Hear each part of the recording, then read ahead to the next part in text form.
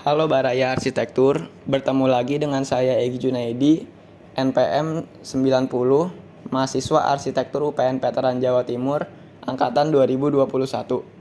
Pada video kali ini, saya akan mengajak teman-teman untuk mereview salah satu kerajinan tangan yang menjadi khas kerajinan tangan dari Kota Kediri sebagai tugas dari arsitektur kontekstual Lekam Ruang ke-4.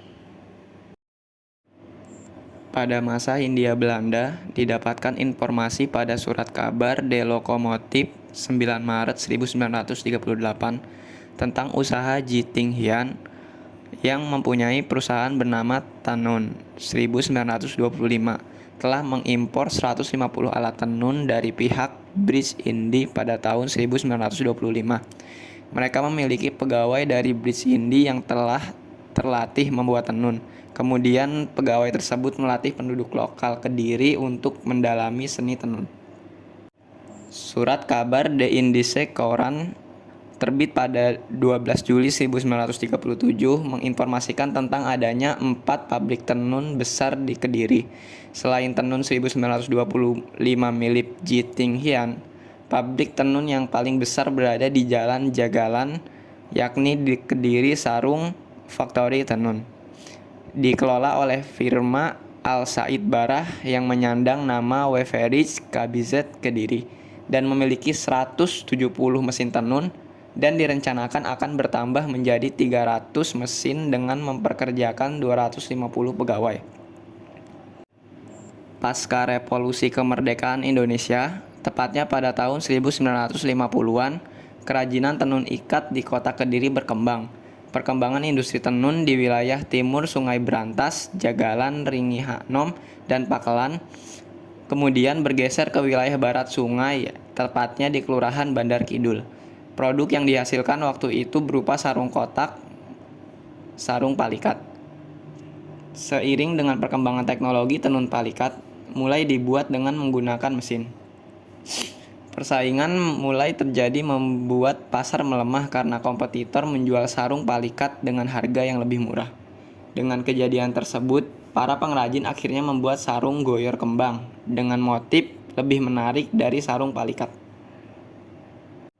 Sarung goyor kembang diminati oleh masyarakat, namun belum dapat membawa tenun ikat Bandar Kidul menjadi dikenal masyarakat. Kebanyakan dari masyarakat tidak mengetahui bahwa produk tersebut adalah kerajinan tangan. Produksi sarung goyor ramai saat menjelang bulan puasa dan hari raya saja.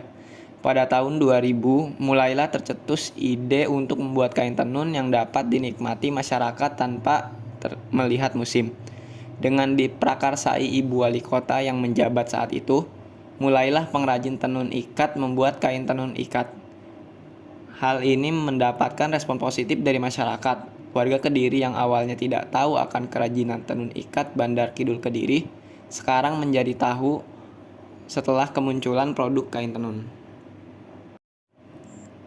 Bandar Kidul Kota Kediri merupakan daerah kerajinan tangan yang mengolah produk mentah berupa benang hingga menjadi produk setengah jadi berupa kain tenun.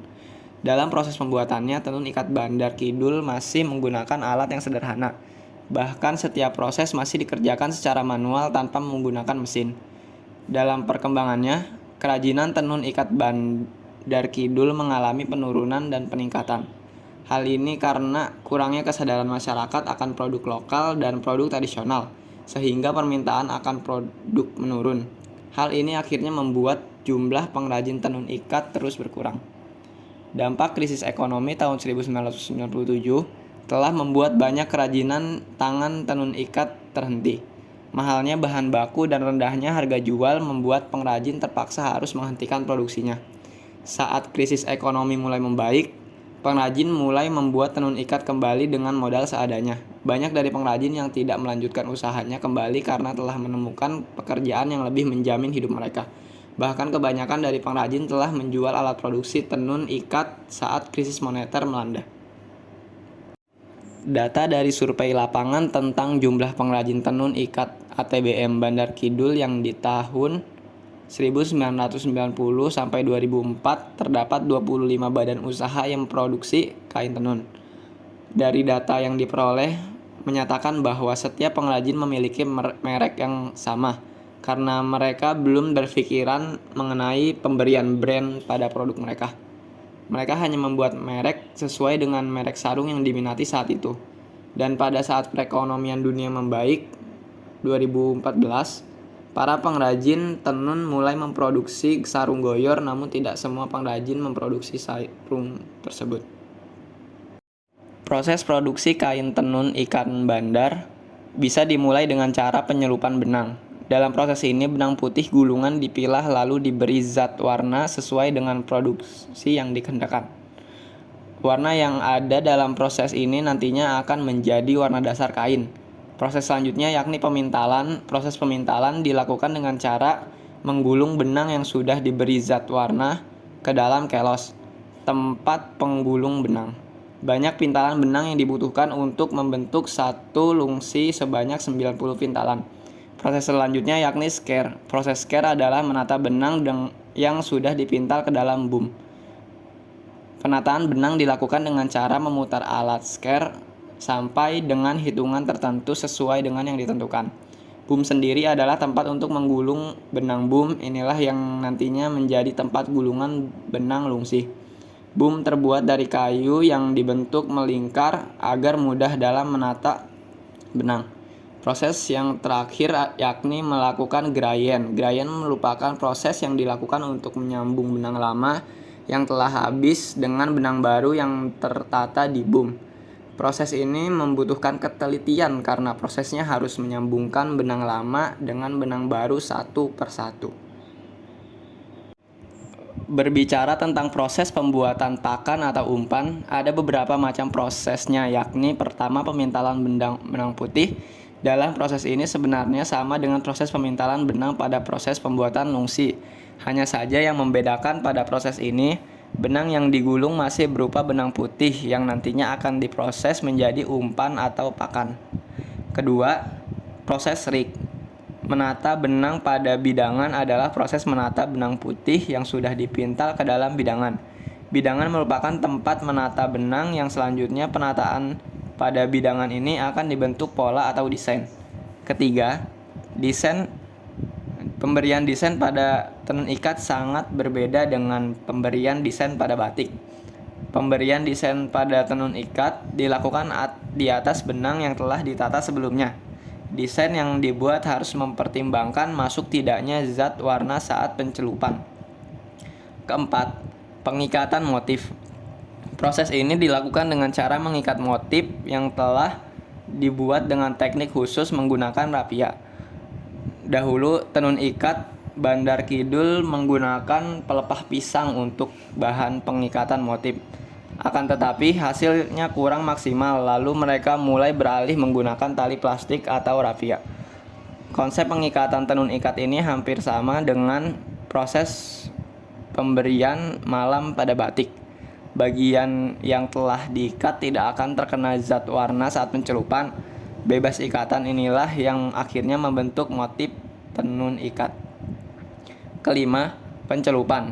Pencelupan pada proses pembuatan pakan hamper sama dengan pencelupan pembuatan lungsi. Hanya saja untuk pembuatan pakan warna yang digunakan lebih berfungsi dari lungsi.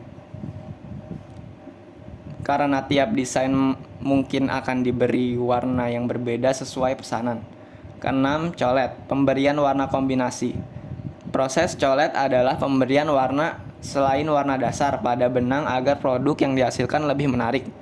Biasanya pada saat pengikatan sudah ditandai dengan warna rapia yang berbeda agar memudahkan mencari mana saja yang harus diberi warna kombinasi.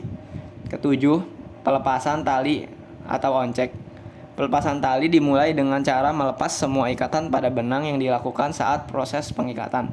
Kedelapan, penguraian benang. Penguraian benang dilakukan untuk memisahkan helai demi helai benang yang nantinya ini akan memudahkan dalam proses pemintalan pakan. Kesembilan, pemintalan pakan pada palet. Pemintalan pakan sebenarnya sama dengan pemintalan saat pembuatan lungsi, hanya saja tempat untuk memintalnya berbeda. Pada pemintalan pakan digunakan palet atau tempat menggulung benang yang bentuknya lebih kecil sehingga bisa masuk dalam teropong. Terakhir ya, ini proses tenun. Proses tenun merupakan proses akhir dari pembuatan tenun ikat. Dalam proses ini menggunakan alat tenun ikat. Sekian video rekam ruang pada kali ini. Sampai berjumpa lagi. Bye-bye.